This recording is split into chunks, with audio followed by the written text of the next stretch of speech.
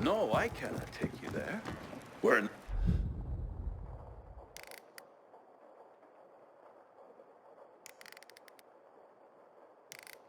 the middle of school. What's going on here? Hello, I'm Henkel. This student here was curious about my lesson today, about when the guns were confiscated in Villador, and what happened afterwards. He wants to light a candle on the site of the March massacre. The March Massacre? Yes, 64 people died that day, gunned down like sitting ducks. If you want to know more, you should go and see for yourself. Why can't he? No one can leave the building while school is in session. Children shouldn't walk around the bazaar on their own. I thought you'd be more worried about them falling into a dark zone. Oh, kids nowadays are too smart to fall into a silly hole. Anyway, could you light a candle for him, young man? You might learn something yourself. Sure, though I was pretty lousy at history. History is boring when someone tells you about it. It starts being fascinating when you can touch it. Touch it? Yes, take this candle and go to the monument of the World Art Congress. Or what's left of it. It's close by. Contact me when you get there. You'll see what my lesson was about today.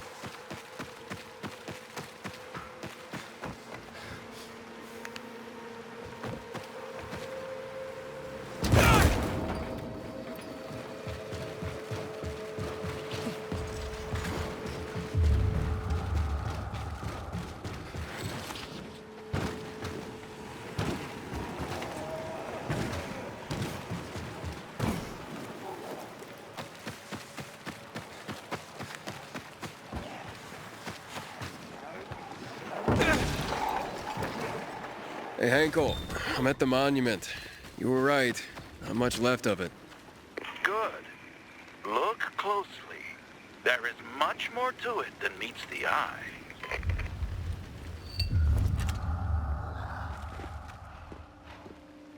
What happened here? That is where the riots started. People were terrified. How could they protect themselves and their families? There was massive unrest. So, a curfew was put in place, and homes were raided to ensure no one was hiding any weapons. Punishment for those who didn't comply was quite severe.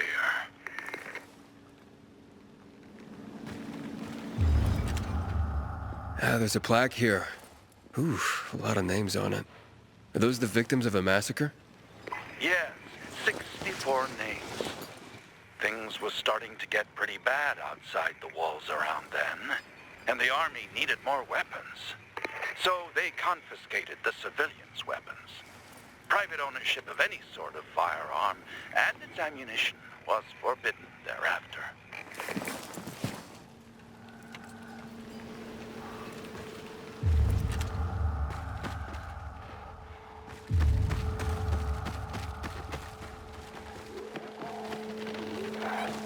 Shots were fired. The army started shooting at people. Panic broke out. And of course, things only got worse. The riots escalated.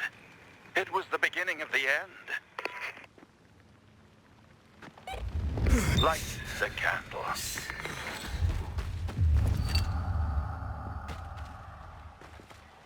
So you're saying that Pratt made a bad call, taking people's guns away?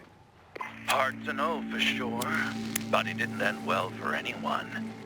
In fact, the main irony is that the army soon ran out of ammunition. And just like that, firearms became obsolete.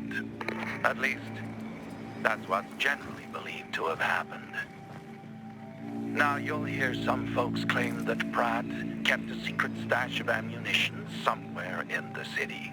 But if so, he took that secret to the grave. So I guess we'll never really know. And that's the thing about history. We rarely ever really know. It's not a hard science.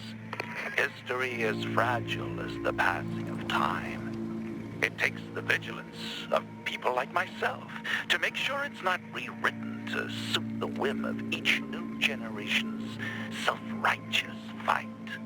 The duty of remembrance. Everyone should practice it. Farewell now, Pilgrim. I hope this little trip down memory lane has illuminated your path.